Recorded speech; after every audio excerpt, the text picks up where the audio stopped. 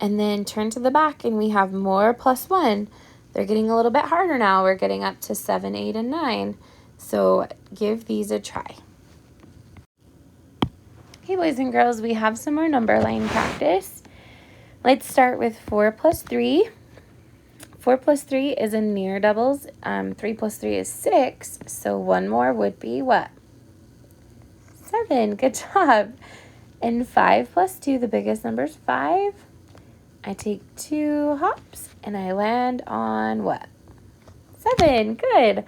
And this one we know because we've been doing lots of practice with zeros. 7 plus 0 is 7. Good. Oh, look at that. We have 3 in a row. Tic-tac-toe. 2 plus 6. This one we can start on 6 and hop 2 spaces, and we land on 8. 3 plus 3, that is a doubles.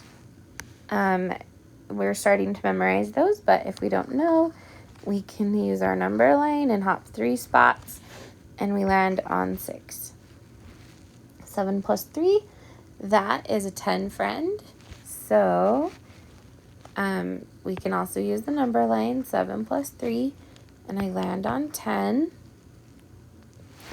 0 plus 1, that's an easy one. If anything plus 0 is just itself.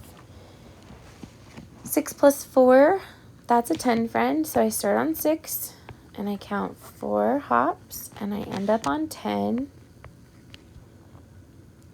4 plus 2, I start on 4. I count 2 hops and I go to 6. And 5 plus 1, we don't need the number line for because we've been doing a lot of those. It's just the next number, which is 6.